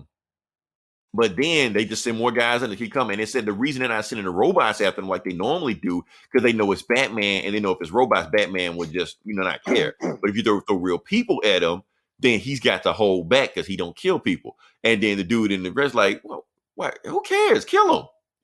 And Batman's like, ain't that why I'm taking you to jail now? Could you just kill the guy? So he's just like, tell my wife I love her. He jumps out because I didn't expect this. I thought this was pretty. Yeah, I see. And they were like, what do we should do? Just run over them. Fuck them. So they actually speed up because they're getting shot at and they realize they got 13 more blocks to get to the police officer. So he takes that grenade that Batman gave him earlier. He was just like, blows him up. Because that was blows himself up, and the magistrate cops are coming after, because if they didn't, none of them were gonna get away. So then they keep going, and this is, like I said, there's more stuff going on with Tim Fox that we don't know about. He's almost about to hit this chick, and then he has a flashback about the dude, and we've seen this guy before in a flashback. When he has these flashbacks about the dude that obviously he ran over somebody and he feels guilty about it. So he does his 180, swerve about it. Oh, this part was so messed up right here. This part was so messed up. Yeah. But I know what you're talking about. Yeah, because that's his mom. That's Tim Fox's mom. Like, she sees him and she hates Batman anyway. She hates superheroes. She's all on the anti-vigilante force and shit. Yeah. Right. She's the one that helped bring the magistrate in there to begin with. She's like, if I ever see Batman myself, I'm gonna take Batman out myself. We don't know like what's her real beef with him, but she hates superheroes. So Batman's just like, if I don't stop her, she's gonna just shoot anybody just to get me. She might just shoot random people. So I gotta take this ninja star, this Batman ninja star, and warn my mom. I gotta hit my mom in the shoulder. Like, oh, this is so fucked up. So then that's when the Peacekeeper is he a peace? Oh, he's not a Peacekeeper, is he? I think he's just a regular magistrate dude. But Batman is pissed just because, like, man, you made me stab my mom, so I'm gonna stab you, and I'm just gonna beat the shit out of you. So he just goes to work on him, and then that's when the other woman is like, Batman, calm down, what the hell you doing? You're like, all right, leave. But anyway, speeding up to the end, Batman actually makes it to officer, what's her face? I can't remember who her name is. Chubb, that's her name. I knew it was some weird sexual Chubbs, name. Okay, Chubbs or whatever. Yeah. Yeah, okay. And then she takes it to judge. He's like, I thought you said there were 2 people. The other one didn't make it. You're like, so your suit is it bulletproof? You're like, yeah, but if I get hit, it still hurts. She's like, cool. And then shoots his ass. She shoots him. Right. She was like, look, I did my job. If they ask, I shot you. So hell out of here. Yeah, if they find out I let you go, I can't make it look like I let you go. So I got to at least shoot you. So, so it looks like I tried. Right. So he shows up because, like I said, he stabbed his mom. She's at the hospital, so he goes to the hospital. His family's pissed at him because he's the last one to show up there. He's sweating. He's like, look, you look like you're drunk. What was it? Was it booze or was it liquor? Was it women? Why are you showing up late? Luke Fox giving him a hard time. Yeah. He's like, why the hell you showing late? Why you even show up here? You're like, Lucius step between them, like, y'all calm down, they got that beef going on. He goes in and see his mom. She was like, Batman did this shit to me. If I ever see him, I'm gonna fuck him up, And and they just hold hands and that's it. The end, I don't care about the other shit. Fuck it. Bat women and robot sex doll teaming up with Catwoman. Who cares? Yeah. But anyway, that was like a 4-issue story. It was a easy breezy story. I like I said, this is David Ridley. I had some concerns. Are they gonna do something? Are they doing something else? Because we didn't find out his origin. We didn't find out about the one cop that's doing all that other shit. Remember? Right. It's a lot of stuff they didn't tell us about it. But as far as like this is it for this story arc we're going on right now. So according to David Ridley, I'm probably saying his name wrong, but they're saying that they're going to continue the story some kind of way. We don't know how, but it's going to continue. So it seems like it's been set up to. So I mean, they're banking it. Honestly, out of all the Future State stuff, take this for what it is. This is probably the best story they've had so far. It's the only one I followed. I mean, I read a bunch of them, and then this is the only one that I stayed with. So I dropped the rest of them. I was like, so this is the only one. I mean, because obviously they knew this was the one they were going for. It's the only one that went like 4 issues. The rest of the Future State books were 2 issues and done. That was it. Half-assed, get in, get out. Yeah. Right. So I was like, and then I started reading and realized what it was. Like, what the hell did I buy all this shit for? Okay. So anyway, so what we got next? What are we doing? I think you read what I read. So you pick whatever you want to do. Do it. Want to do King in Black, or we want to do Last Ronin? Your call. Whatever you want to do. Whatever you do. Let's do King in Black. King in Black. Okay, cool. Hold on. Let me see what 616. Man, I got a very fresh read. Give me a 1 year type of vibe. Like I said, it gave me enough on that next Batman that I was interested. But I think I'm more not in him. What I'm interested in the world, like the Magistrate and the steampunk, cyberpunk, Gotham, or whatever's going on. I think that's what's got me. But you said King in Black. All right, let's do King in Black. Let's see, where are we? King in Black number 4. This is Donny Cates, y'all. His big Venom event that has been pretty sweet, considering it's an event. Right. Like we kind of checked that on these a while ago, but this one we stick with, So Venom, or Null, the symbiote god, has come to Earth, engulfed the Earth in symbiotes, in darkness. There's symbiote dragons fighting superheroes, killing everybody. It's a mess. The world's in shambles. Eddie Brock is now in hell. He was killed. He's now in like Venom hell. But he's on his way back to try and, he's in the hive mind, trying to get his way back to Earth. And he has a son, Dylan. Dylan, who's this ill-ass kid with symbiote powers, he is now in the hive mind. And there's a voice trying to talk to him. But then Null is there saying, you're special. You've got, all these cool powers. You're like my son. Basically, kind of, we have a Darth Vader moment, kind of, almost. I am your father, almost. Right. But Dylan's like, nah, fuck you. And then he like zaps Null. So this kid had enough power to zap Null, the symbiote god, and fuck him up. And then Freed used like the, how does this work? The Codex? Whatever. The hive mind, like, frees a bunch of the Avengers, a bunch of superheroes. So they're free of being venomized, And then Doctor Strange turns into somebody that I think is important, but I haven't been reading Doctor Strange, so I don't know I was going to ask you about that. I was like, what the fuck did he turn? But here's the thing, like he said some weird shit, like, okay, no, think he's a god. 2 can play at that game, and then I don't know what the hell he turned into, but because usually sound and fire kills symbiotes, but these are null symbiotes, and that don't work. So they need lightning and magic to kill the symbiotes. So Doctor Strange is like, okay, I gotta turn into God mode, and he turns into this guy. I don't know who he is. Strange. Super Doctor Strange. Yeah. Sorcio Supremo. I don't know. I don't know. I think it sounds like it's important, but I haven't read Doctor Strange in a while, so I don't know. So if anybody knows who Doctor Strange is supposed to be, holla. Right. What the hell is Shannon at? He knows all this shit. Yeah, where's Big Willie? Who the fuck is this? Right. So they start okay. So we get like Namor like floods the city, and then like Storm and Thor like zaps the ocean, like the flooded city, with electricity, and then fries all the symbiotes in the city. So that was pretty fucking epic. Cool ass panel, like Storm and Thor were just teaming up doing like I don't think they've ever done that before. But just lightening up the flooded city and just killing all the fucking symbiotes. Then we got back to Dylan and Null. You know, there's the voice. You know, Null is finally incapacitated, and Dylan can finally hear the voice that's talking to him. And it turns out it's Jean Grey. And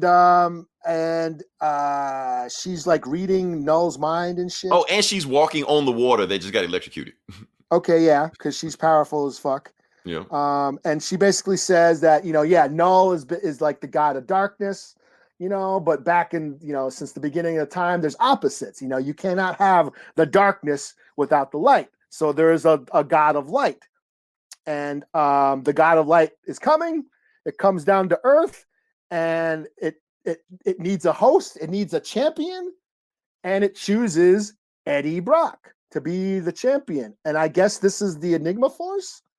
This is Captain Universe. Yeah. And he is now, so Eddie Brock is Captain Universe. Yeah. Okay, then. Which makes sense. I mean, the way Donnie Cates broke it down, he was like, the guy, just like Null is a symbiote god, the god of light is also a symbiote. And I started thinking like, oh shit, Captain Universe is a symbiote. Yeah. We never made a connection before, but he made a connection now. So I'm just like, damn. Okay. Donnie Cates, y'all. Okay. Can I get into a little bit of what Captain Universe is? Because maybe some people don't know what Captain Universe is. Okay. Yeah. I'm gonna just talk about Captain Universe. I got to talk about Captain Universe. Okay. So Captain Universe, like I said, has been around since I don't know how long, the 80s, 70s, something like that. He is a thing. Basically what Captain Universe is that he's not technically a superhero, but it's a thing that you could just be a regular person in the Marvel Universe, walk around minding your business, not doing anything, and you just get boom, hit with this cosmic energy and stuff like that, and you turn into this guy, Captain Universe. Any random ass person, it just for no reason, and when you complete whatever mission that's supposed to be done, it leaves you and goes away, and that's it. And just rinse, repeat, stuff like that. So basically, any random ass person could be Captain Universe. Last time Captain Universe was seen was actually like a Jonathan Hickman Avengers book with Mother Universe. It was like this black woman, I think she was pregnant at the time, stuff like that. Captain Universe came in and shit, Mother Universe. Everybody worshipped her, stuff like that. We hadn't seen Captain Universe since then, but like I said, in the Marvel Universe, nobody cares about anything unless it happens to either the X-Men or Spider-Man. So the most popular thing the Captain Universe ever did was when Spider-Man became Captain Universe. But it was a way he did it because it was like a delayed effect or something where he didn't get all the Captain Universe powers at the time. It like slowly, gradually came to him. So while the powers were coming to him, he had no idea what was going on. And it was doing the Active Avenger storyline where he just sent like other crazy ass bad guys at him. So like I said, he had to fight like Graviton. He had to fight like this huge ass Sentinel. He fought Magneto. Here's the thing. He beat all these guys. Like they even said on the cover of the book, Spider-Man versus Magneto. And guess what? I had that Hulk issue. Yeah. You had the Hulk issue? Yes. He punches Hulk into space. Into space, yes. Into that space. That's when they established was, can Hulk breathe in space? Right. That's how strong he was. Evidence of K's riddle was Spidey had to capture. Yes. People, like I said, everybody remembers this the Captain Universe Spider-Man arc, stuff like that. And Spider-Man started getting so powerful, like he could start shooting, like instead of shooting web blasters, he was shooting like cosmic blasts at people like Magneto and shit. I mean, it was like, hold up. Yeah. Yeah, that was a 2-issue arc. That was like it was a Spider-Man and Hulk. It was like a 2-issue arc. I remember that shit. Damn, this is taking me back. There's some 80s shit right here. This is back to the spin rack days and shit. Right, that day, and got to the point that Spider-Man was realizing, oh, I'm getting so powerful. I don't even need to swing. I can just fly. So I'm reading this shit. Like I said, I'm still over here. I'm a Superman fan reading DC, and I'm saying Spider-Man flying. I'm like, the fuck? And then the next issue that boom, he turns into Captain Universe and does some wild shit or whatever, So, like I said, just the fact that they tie into Captain Universe to Null, that's some genius shit, man. I'm sorry, that is genius to me. Donnie Cates, yo. Because because the way he said it, he made us think that, okay, Sentry got his ass whooped, Thor got his ass whooped, Silver Surfer's on his way. We know Silver Surfer's gonna get his ass whooped. Like, nah, Silver Surfer isn't even gonna fight. He's here to set up somebody else. I'm like, oh damn. Donnie Cates, y'all. That's it. But my theory, I mean, I was a little bit close. I had that theory that the hive mind was going to turn on it at some point. And they kind of did. So, but I was going to say it was going to be, it was going to be Venom symbiote, because I think that was my theory, that Venom symbiote was going to disobey and then cause the other symbiotes to disobey. So, but yeah, I mean, it's dope. This is cool. I can't wait to see how it ends. So So Eddie Brock turns into God Venom. Right.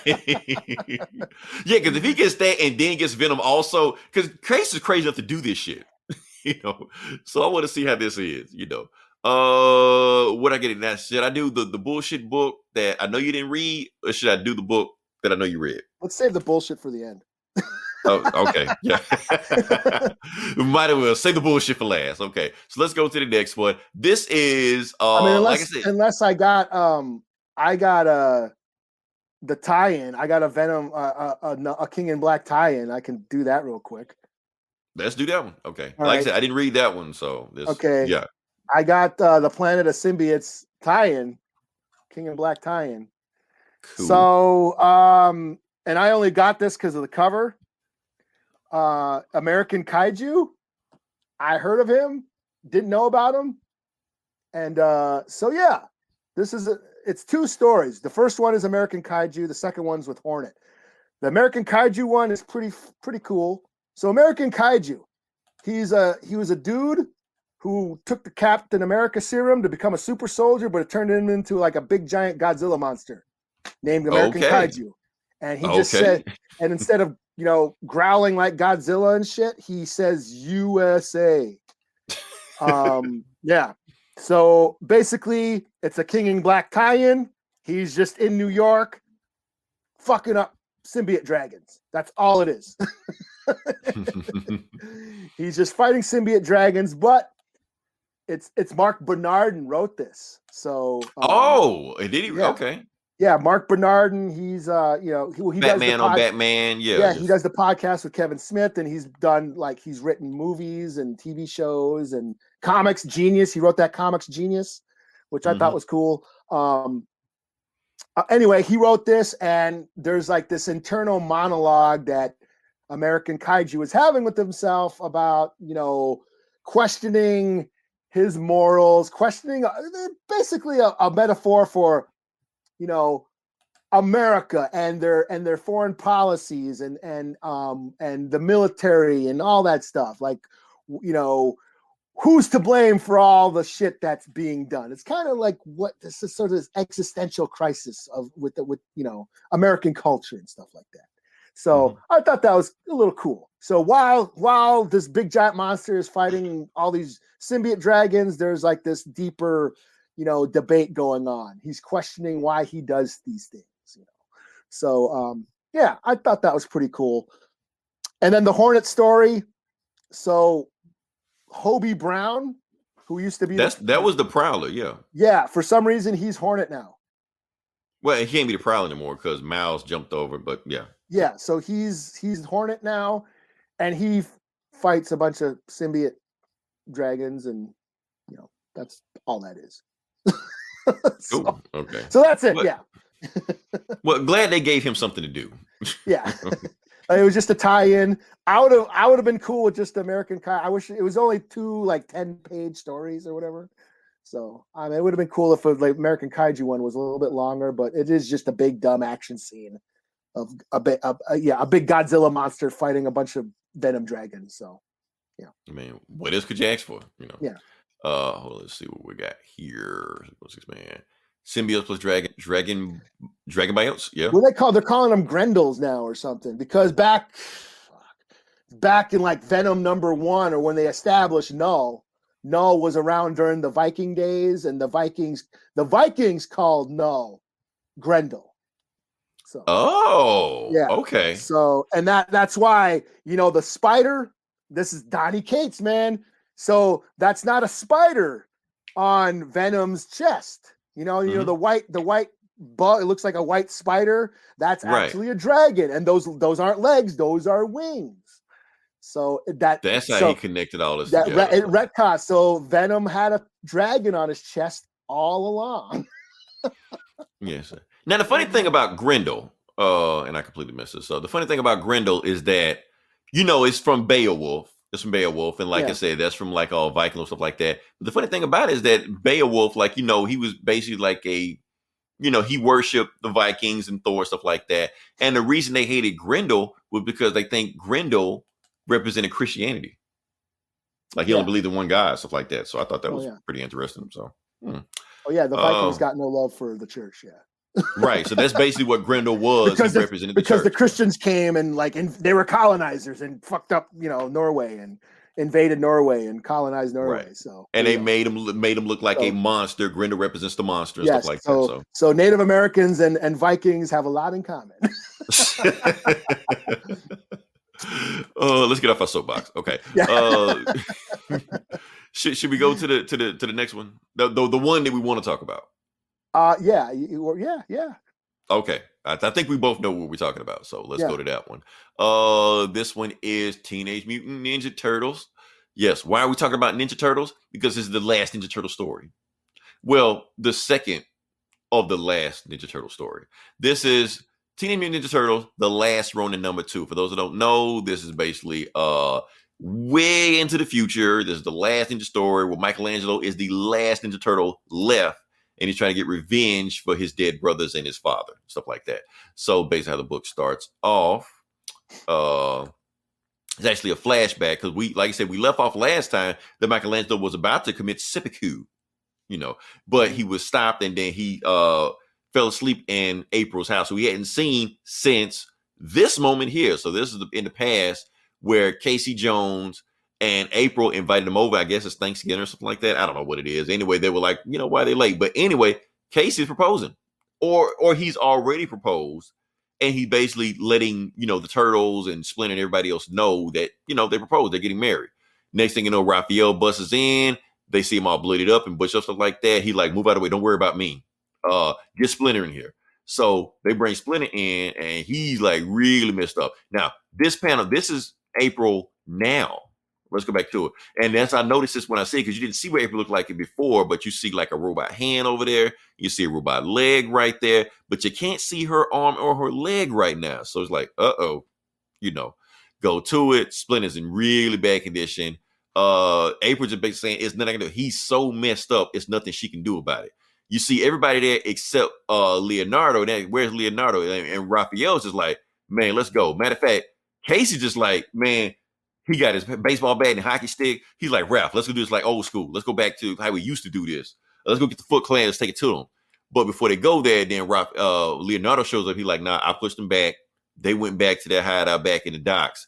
But we got to worry about Splinter right now. We got to get him up. And April's like, it ain't nothing we can do. It's over. He's basically telling them, take care of your brothers, the Roku clan, and, carry on without me. So, yeah. He's gone. And then they look around where's Raph? He's gone. Like Raphael's out of you already know where he's headed to, you know. Like, and that's when you finally see April, what she looked like, miss arm, missing leg. She puts the stuff on, you know, she's basically, you know, waking up in the morning, you know, trying to talk to Michelangelo. We go, and she's calling for Casey. You know, we don't see Casey at the moment, but she's keep calling for him. And that's when we go back to Michelangelo, and he's, you know, making tea, you know, basically apologizing to his dead brothers for what happened because he failed to kill the last member of the Oroku clan, you know, making his own tea. But he's imagining the whole thing. So even though he made 4 cups of tea, you know, for his brothers to drink, there's nobody there but him. You know, he's imagining the whole thing, and that's when April pops in. But then we cut back to Raphael. Like I said, the whole Raphael thing, that's what's there. So Raphael, War Hunt, he's pissed. He don't even care who sees him. Like, he's happy through, like, you know, they're supposed to stay in the shadows. He's running through the subway. People see him like, what, was that a fucking giant turtle? You know, eating pizza. He don't even care. He's so fucking pissed. He's going to take the fight right to the Foot Clan by himself. You know, he's chopping up the blood can. Like, where are they? And they having a meeting. They're basically saying, because the thing was that the turtles, the Hamato clan, because like I said, it's whatever, and Orokusaki, you know, the Foot Clan, they basically say they've been having this truce for years, but they basically know the truth wasn't gonna last forever. So they're like, I want you to kill all of the turtles, not just Splinter, get rid of all of them. And Raphael just taking them out one by one. At first he does a little sneaky shit, you know, stab one of the necks. That's where he like, nah, fuck that. I'm just rushing here and just kill everybody, you know.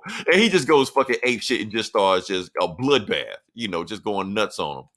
And then Karai, you know, because Karai is Splinter's daughter, she's just like, I thought y'all killed these guys. What?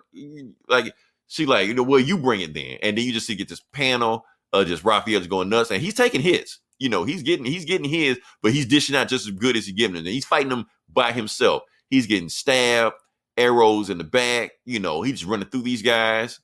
And then these are the elite foot ninjas. It's like 4 of these guys. They're supposed to be like the best of the best of the best. And she like, quit bringing your flunkies at me, Karai. Come for me. And that's what Karai goes right at them. There's some awesome ass artwork, man. Like, what the hell? Why can't Marvel hire these guys? You know.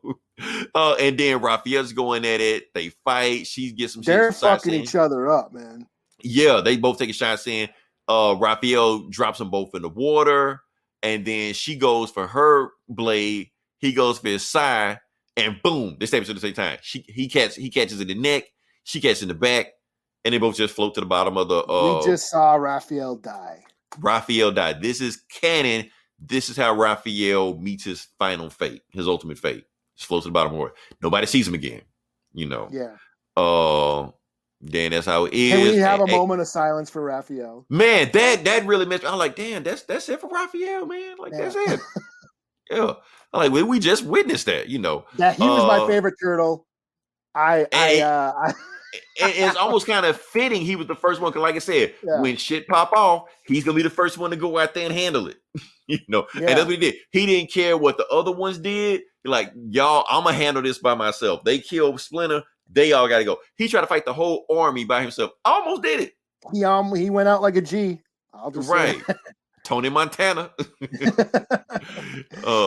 And then we talking back to Michelangelo. Like, how the hell did I live through that? And April just telling him the reason you live is because it's been so long that you've gotten faster, you've gotten bigger, you've gotten stronger. So yeah, years ago when you fall out of a skyscraper, it would have killed you. But you're stronger than what you were now, you know. And then she asks, so Michelangelo, before we get there, this is Casey. So Casey shows up, and it's Casey's and April's daughter. So, yeah. And that's actually who saved him in the last book and brought him down here. And so she pops up, and basically they just want to know, you know, why where you been the whole time? And I don't care about the Shredder, whatever. Shredder Jr. Shredder's son, yeah. Yeah, whatever. We cut to it, and then he basically says what he's been doing the whole time. He's after, you know, everything went down, all his brothers died. He went to the mountains, he trained, he went overseas, trained some more. He took Splinter's book, learned everything that was in that book. He learned all the Splinter's teaching. He practiced with his brother's weapons, so he knows how to fight with all the weapons, plus his. And he just been traveling seas, just learning. And he says, by the time I came back and, you know, figure out how to do this, you know. So Yeah, that's it. Turns out that she's a Kendo master also, and she wants to learn like the ninjutsu. She wants to like really get trained. She wants Michelangelo to train her. Yeah, she's been training too. It's Casey Yeah, so and April O'Neil's daughter. She's been training, but then you forgot the end. She goes into a safe. And yeah, right here. Yeah, goes to a safe. What did she pull out? That's Fugitoid's head. Okay, you got me. What Fugitoid goes we're going way back to the original, like Mirage, Eastman and Laird, Ninja Turtle shit. So Fugitoid was like a robot. Well, he was like a doc. Was he an alien? I think he was an alien. And his subconscious got into the robot. But he used to appear in the old school comics. This was before the cartoon, all that shit. So yeah. Isn't that the ones that where the ooze came from or whatever? Yeah, I think he had there might, yeah. I mean, the ooze will the original, like Krang was originally part of like these other they were like almost like stormtroopers, but like Krang monsters in them and shit, Uchurions or something like that. I know what you're talking about. Yeah. So yeah, I mean, all that Krang stuff came on later on. I mean, the original run was more sci-fi and shit. Yeah, they were fought like Triceratops warriors and shit. Yeah. Mm-hmm. So yeah, overall, I didn't like this one as much as I did the last one. Still an awesome book. Honestly, I think I felt kind of bad just because seeing Raphael die. I didn't expect that. Yeah, I kind of expected I saw it come, but even when I saw it, I wasn't ready for it. No, yeah, I mean, I was like, I didn't expect to see any of the turtles die. I thought they were already dead. I didn't know we were going to go to a flashback and see the action. The action, this is callbacks to, that's what was cool. They always highlighted action and battles, like especially Eastman and Laird. So to see that battle and all the details, every blow. Just for Karai just jumping, and with the moon behind her and shit. That was awesome. Yeah. I mean, Raphael was fucking sitting there with the two sides and all the arrows in on that, like reminded me of Wolverine and shit. Which is basically what he kind of is. Yeah, he's basically the Wolverine turtle. Right. He's just like, with the size, you know what I'm saying? Like, come get me. Stop sending your flunkies at me. I want you, Karai. Like, you want a shot at the title. Yeah, and how they stab each other. They killed each other. And he took it to the neck. Time. He took it to the neck. I was like, damn, man. But yeah. Right. I remember reading about the haven't read old school Mirage Turtle. That's some awesome shit. The old school turtles, that's some awesome shit. That was one of my This is before the cartoon. I was into the turtles before the cartoon came. Yeah, and it was lore. Like they were violent. Like these are violent ass books. So yeah, when the cartoon came, I will admit, I was like Leroy with Mortal Kombat. I was like, what the fuck is this shit? Right. Like I read that one panel where Leonardo like cut Shredder's head clean off. I'm like, oh shit, okay, they doing this, Yeah, they killed. And then like Shredder was gone. They started dealing with, anyway. Shredder died in the first book. Yeah, Shredder died in the first book, but then he eventually came back. Yeah. So like I said, that we sign off on these turtle books. Like whatever you think the turtles are in the comics, they're nothing like that. They go hard as fuck in the comics. So that's why we get excited whenever a good Ninja Turtle comics come around. Well, all the art, like there was different artists, and it was cool to see that flashback with I'm sure that was Laird. It is Eastman and Laird. No. I think layouts. Pencil, script, story. One of them isn't here, but I think that when he went like the real flashback with I think that's later. No, Kevin Eastman did some pencils and inks. Yeah, that page. Yeah, the like one with Michelangelo doing his flag when he went to the mountain and all that shit. Right, that was definitely later. Yeah. Yeah, that was Eastman, and he did the layout. Or Eastman, yeah. He did the layouts. So Eastman did those back to that. Yeah, back to the action. Eastman always highlighted the action. I'm just letting you know, whenever these last Ronin Ninja Turtle books drop, we talking about this shit. We're going on. This is our WandaVision. And you see like how many panels, like he goes like usually 7 to 9 panels is usually. It's detail. Like you can follow the action. It's kinetic. 3, 4, 5, 6, 7, 8, 9. There's 9 panels, but it's not even in a 9. It ain't in that, like this page right here. this is 9 panels, but this ain't the Watchmen 9 panels. You know what I'm saying? Right. Where it's just like heavy dialogue. No, this is action. It's just so it's just all even. It's like a bingo page. It's just all squares. Right. No, this where is you all, can just follow it. Just it's all cinematic and detailed. Yeah, like because you can see like when Raphael's fighting, like you could see each arrow like digging into his back more and more and more in each panel. I'm like, damn. But he's still fighting even harder than he was before. So yeah. So all right. Yeah, this was dope. Cool. What we got left? Is it me? I think it's you with your Nightwing book. Let's knock this bullshit out. All right. So yeah, this is the last book we're gonna do. We're gonna do Nightwing. It's another Future State book. Nightwing number, what is this? 2. Nightwing number 2. Okay. Basically, what it is when we left off with the book is basically like assault on Arkham Asylum or whatever. When Nightwing, one of the Peacekeeper 6 or Lady Deadshot, whatever you want to call her, Peacekeeper 6. That's what I call it. May or may not be her. Yeah, she's got him cornered. She's about to, put the screws to everybody. Nightwing get dead. She's got the news crew out there about to raid him. Let's go to it. So, and she's even got the news crew. But the thing is, the news crew is out there, bought and paid for by the magistrate. So they're ready to, they're already broadcasting the Nightwing. And Batman's in there also. Tim Fox, whatever like that. He's there. So while they talking like that, Nightwing is just like, yeah. Because he's watching them on the outside right there. And he hits him with an EMP. Boom.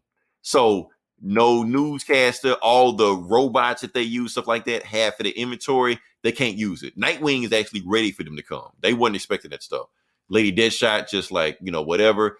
Nightwing's like, okay. Oh, that's right. He's like in Arkham, isn't he? He's in Arkham Asylum, right? Yeah. He's held up in there right now. So he gets his screamers. He was like, I was saving these just for this moment right here. And he tells Batman, get the hell out of here. I'm going to handle this by myself. Batman's like, no, I'm not leaving. You're Nightwing. Nightwing needs Batman. We're going to do this. If you go out, I'm going to go out because, that's what we do. So Nightwing's just like, okay, cool. The dynamic duo is back in. Awesome panel. I love this panel right here. But Nightwing is like in charge. Like I'm alpha male in this motherfucker right now. So I like that shit. So Nightwing and Batman, sneak attack them, just go to work on these magistrate guards, and what do they do next? I'm gonna get to it. Because like I said, Magistrate 6 Lady Deadshot still comes after him. Oh, and Batman calls the Resistance, like Batgirl and all stuff like that, Oh, and they blow up, I think, Arkham, but yeah, they blow up Arkham. They just like, fuck it, don't rush nobody in there, just blow up Arkham. They hit with Batarang. The Resistance are there, Huntress, Batgirl, Robin, blah, blah, blah. All these guys are there. They fight because Batman called them. Tim Fox called them because he knew that if he didn't, they weren't making it out of there alive. So Two-Face is on that squad? Two-Face is part of the Resistance. They like, we don't care if you're a good guy, you're a bad guy, you're on the team. Fuck it. Because Two-Face was on that the Arkham Knights. The Arkham Knights squad. Yeah. Yeah, which is part of the Resistance also. Like it's all one thing. Okay. So the Arkham Knight should have been there also, but she just wasn't. So it's just like whatever. But anyway, they go there, then they realize that Nightwing realized that he's not gonna get it out without Batman. Batman ain't get it out without Nightwing. So they basically form for like, we need to do this together. So they get out. But here's the thing. This is some new shit with Nightwing. Nightwing has a car now. No more riding around in a bitch ass bike or anything like that. He actually has a Nightwing mobile. Runs over people, runs out of there. That's pretty cool. A little Mad Max V8 Interceptor.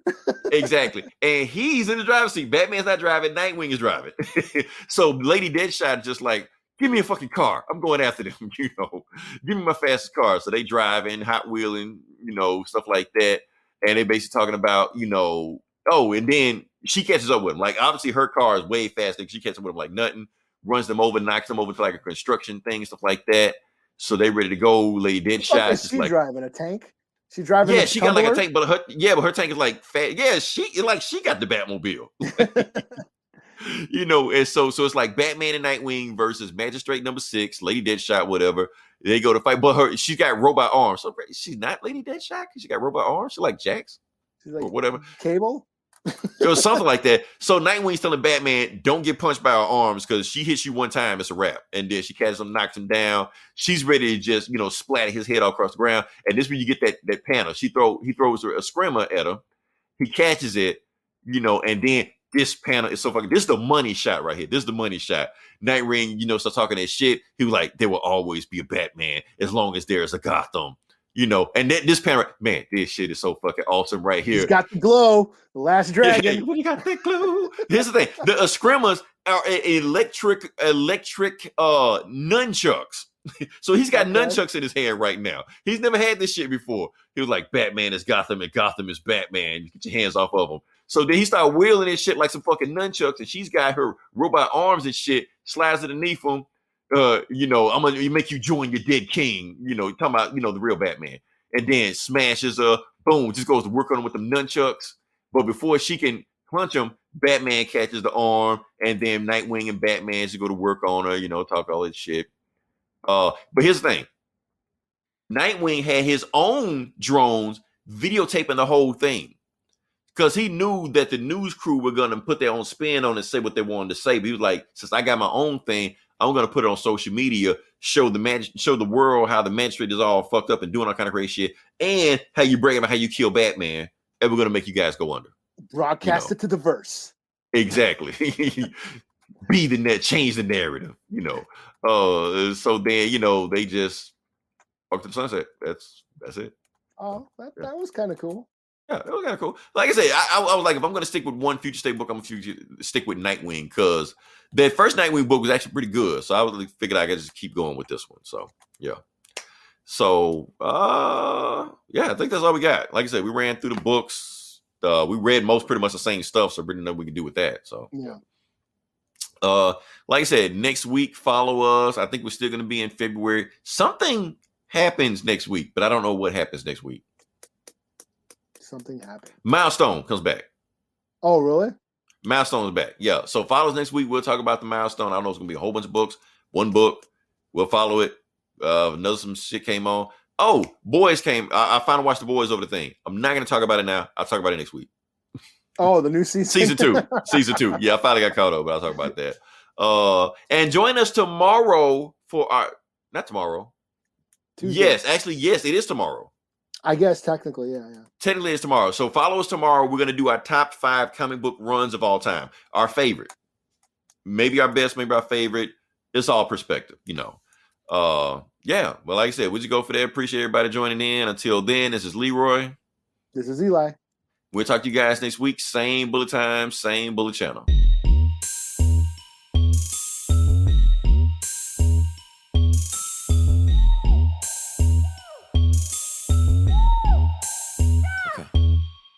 Watching haters wonder why Gambino got the game. Half-tie thicky, all she wanna do is bang. Got her hair done, French braids, now she ASAP. Bino so insensitive, she asking why you say that. I'm chillin', real nigga feelin'. Rich kid asshole, paint me as a villain. Still spittin' that cash flow, DJ Calle. I got penthouse on both coasts, PH balance. Real nigga, I rep those. Why though? Cause I said so. Get deep in that Pepto. I got 5 on it like Benfos. I got more tail than that Petco. You faker than some sweet and low. Yeah, you got some silverware, but really, are you eating though? Are you eating though? Nigga, are you eating though? Breakfast, lunch, and dinners for beginners. You ain't eating though. Never catching cases why they faces look so emo. Watch a hater hate me, wanna play me like a piano. My architect, no Japanese. Yo, girl, she jocking these. No hands like soccer teams. Y'all fuck boys like Socrates. You niggas ain't copping these. Niggas ain't looking like me. Nah, I ain't checking ID. But I bounce them with no problem. Tell them problem. I'm winning. Yeah, I'm winning. I'm winning. Yeah, I'm winning. I'm winning. Yeah, I'm winning. Rich kid asshole, paint me as a villain. Don't be mad cause I'm doing me better than you doing you. Don't be mad cause I'm doing me better than you doing you. Don't be mad cause I'm doing me better than you doing you. Better than you doing you. Fuck it, what you doing? Different color my passport, Instagram my stack load, hashtag my day wear, and your girl drank my daycare, and I'm born rich, life ain't fair. Silver spoon, cool ho. Ain't nobody sicker in my Fisker room ho. Ain't nobody. Fiskers don't make noise when they start up, just so you know. top of the holy totem. Rich forever, a million was not the quota. My father owned half the MoMA and did it with no diploma. Year off, got no rules, tripping off of them toadstools. More green than my Whole Foods, and I'm too fly. Jeff Goldblum got a glass house in the Palisades. That AKA White Hood. Okay, KK. Furniture custom, you shop at IKEA. So Maserati, you whipping the Kia. Spending this money is longer than Nia. Live like a Coppola, me and Sophia. Waking up broke, man, wouldn't want to be a friends with the dope man, help a nigga re-up. Bring a girlfriend, man, trouble when I see her. I'm on a pier, oh, I got my cool on. Tell 'em, man. I'm winning, so they had to dump the Gatorade. Now I don't give a fuck about my family name.